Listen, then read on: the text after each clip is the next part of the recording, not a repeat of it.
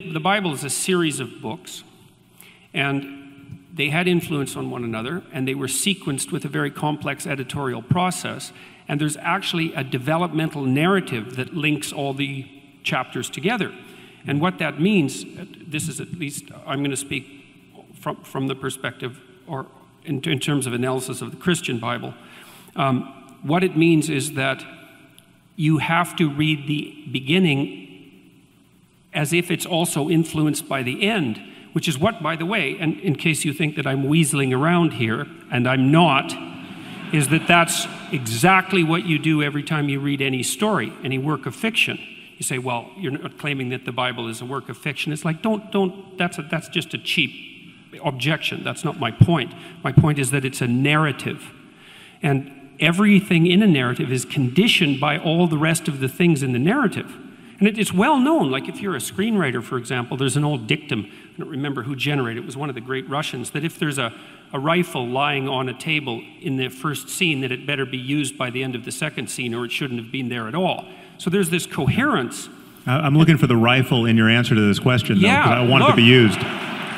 My point is that it isn't reasonable to take a single sentence out of a coherent narrative and say that stands on its own, or it's rarely reasonable, because you have to interpret the word in the sentence and the sentence in the paragraph and the paragraph in the chapter and the chapter in the context of the entire book. You have to do that. Now, you could object, and reasonably so, that there are some sentences that are so blatant that you can't use context to paraphrase them, let's say. But I think you also have to give the devil its due. The Christian Bible is a developmental narrative, and the beginning has to be read in light of the end. And is it a fact? Okay, well, so what does that do to Moses's laws of war? This is not a narrative, this is instructions about what to do when you invade a foreign land. If you intend to take over that land, you kill everybody, right? There are other rules in there about killing husbands and taking the wives for yourself. Yeah, the Old Testament's a brutal document. Absolutely brutal. And so my point would be, I don't know that reading that portion in light of the end, even if you call the end the New Testament, I don't know that it changes Moses's laws of war and their acceptability in well, any hypothetically, modern if you context. take the New Testament seriously, it does, because it's a document that supersedes it. And I think there's actually technical reasons why it doesn't supersedes supersede it on every point. I mean, this is the problem. Slavery is a very straightforward case, because clearly the Bible thumpers of the South who were defending slavery with reference to the text felt they were on firm ground. And I would invite anyone to read what the New Testament and the Old Testament say about slavery to see that they were on fairly firm ground, that the balance of the honest reading was on the side of, clearly we can keep slaves, right? Jesus never envisioned a world without slavery, and he admonished slaves to serve their masters well and to serve their Christian masters especially well.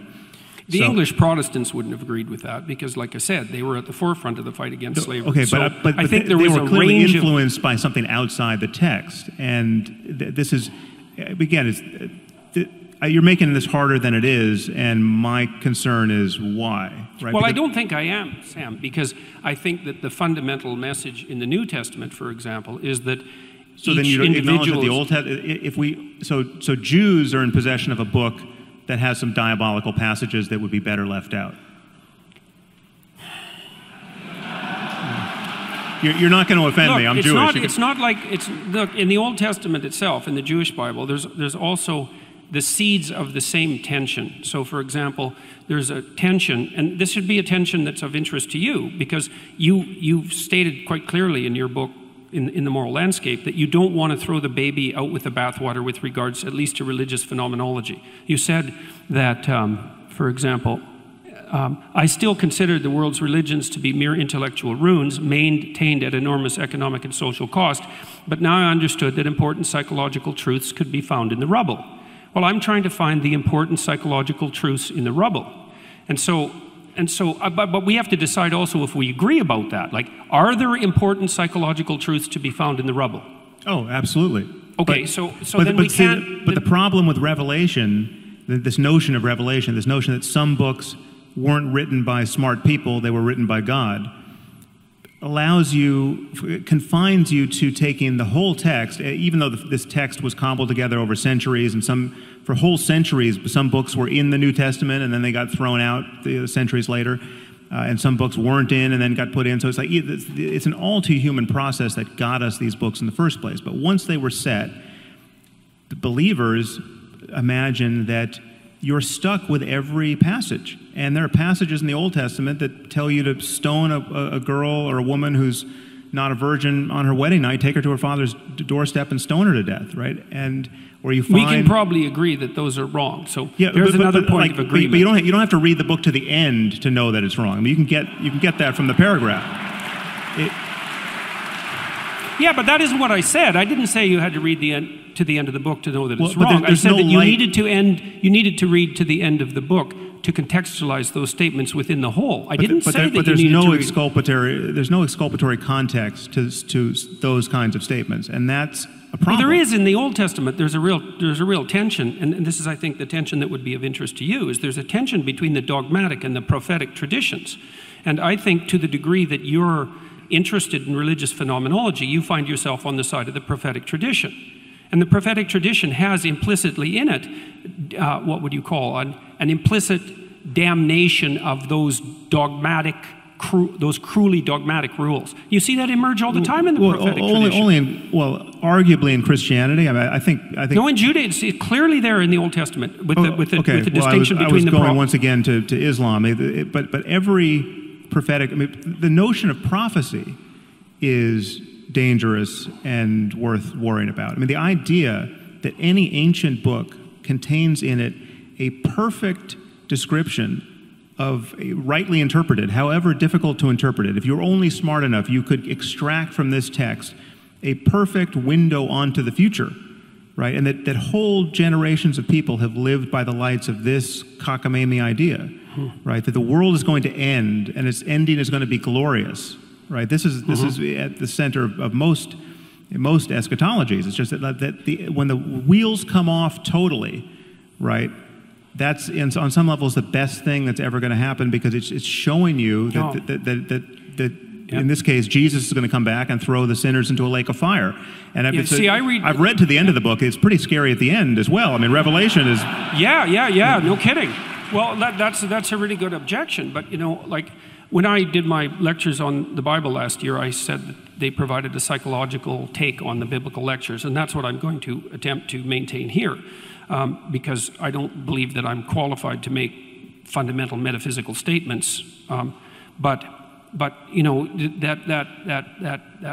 the scene that's delimited out at the end of Revelations, that's a very interesting book read psychologically, because it's very complicated. Anything. I mean, this is. We should talk about. Well, let me just address that. I'll only take a minute to do it, and I'll try to be succinct.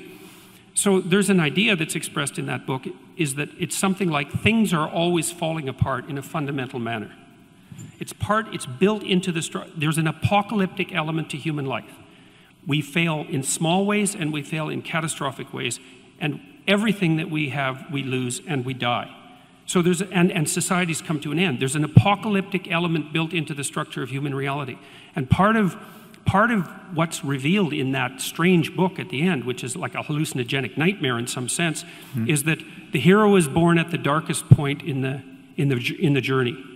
And it's a psychological truth, and it's very, very apt, because at the darkest point, this is also why Christ is born near the darkest time of the year from a metaphysical perspective. There's an idea there that when things fall apart, that's the time for the birth of the hero. And the hero in Revelation is also the place where truthful speech most clearly manifests itself, because in the Christian tradition, Christ is identified with truthful speech. And so the notion there is that redemption under apocalyptic conditions is to be found in the revelation of truthful speech, which is something that you actually believe. Well, I believe in truthful speech, but I also believe that you can play this kind of interpretive game with almost any text. This way of thinking... But then you could do it with the world, Sam, and that wreaks havoc with your value from facts argument. No, actually, I didn't hear what you just said. What was that? Well, I said you can make exactly the same objection with the world of facts. Is there's an infinite number of facts and there's an infinite number of potential interpretations, and so tracking the pathway from the fact to a value is actually impossible. It's the same argument with regards to biblical interpretation. We should talk about that, but that I don't think that's a good analogy. There are more and less plausible interpretations of any situation, any data, and any text, arguably. But the problem is that you can read into any story some apparently meaningful set of psychological insights, which... But you can do that with any set of facts, too. Well, no. I mean, there are certain things you can't over-interpret to your heart's content and come out any way you choose. My point is that first of all, this is why fundamentalism always has an edge over more sophisticated theology, because the sophisticated theology is in most cases inspired by a more and more modern recognition that, well, we can't read it literally because it either makes no sense or it makes barbaric sense, right? So we have to get away from the literal. And the more you get away from the literal, the more you are unconstrained by the text, and you can just broadcast on it anything you want to put there. And so, you know, the literal, there's no question that most generations of Christians who read Revelation expected the world to end in some literal sense of this kind of phantasmagoria. I mean, there was going to be a beast, and it was, I mean, this is, you know, undoubtedly they thought this was going to happen in their own time, you know, under Rome, but this is you know, if you're going to go purely literary on any of these texts, on some level, you're playing tennis without the net. You're unconstrained by the text, and you can do with it more or less anything you want. But isn't that argument working at cross purposes with your other argument about dogma? Because no, because it's always tempting. First of all, there are lines that do not announce that they're susceptible to that interpretation. I mean, yes, you can say, listen, Allah does not want us to cut the hands off of thieves. He just, you know, he meant cut the hand of their volition rather than their actual hands, right? So you're constraining them rather than cutting. Now, sure, undoubtedly there was some Muslim somewhere who wants to interpret it that way, but it gets harder and harder the clearer the line is. And the problem with all of these texts is that there are so many principles.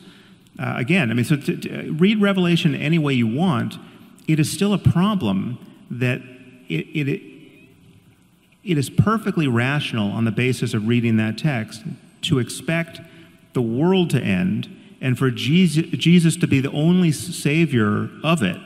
Therefore, if you happen to be born a Hindu or born a Muslim or born a Jew who doesn't recognize Jesus to be the Messiah, you are screwed for all eternity. It's a funny thing, though. I mean, it's a strange thing, let's say, that one of the things we already agreed on, as far as I can tell, is that the antidote to pathological dogmatism is free, truthful expression, something like that. Is that?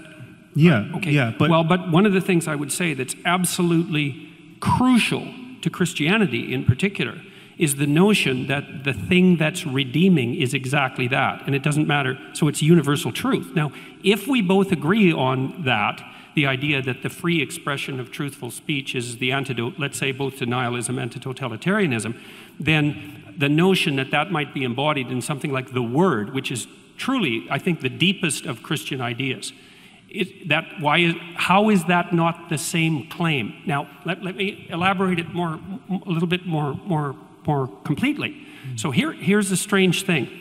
First of all, I agree with you, by the way, about the danger of flying off the text, right? About as you move away from the text, your interpretation gets less and less constrained.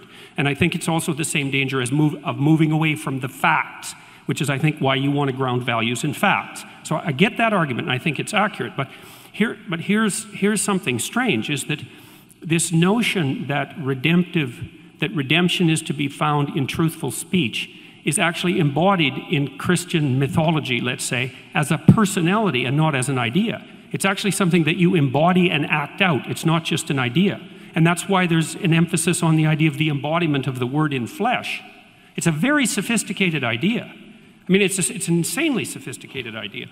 So, and, okay, well, and there's one more thing. Okay, so look, you've made the case, and I hope we can really get to this, because this is the really tough part of our discussion, I think, is that you want to ground the world of values in something that's true. We could say objectively true, but let's just say true for a minute. And I share that desire, but the problem is that I can't see, and you actually state this in your book, I can't see how you can interpret the world of facts without an a priori interpretive structure. And this is an old philosophical claim. It's not unique to me. It's the claim of Kant, for example, that you can't get directly from the fact to the value because there's an interpretive framework that mediates between you and the facts. And so first of all, I'd like to know if you accept that proposition.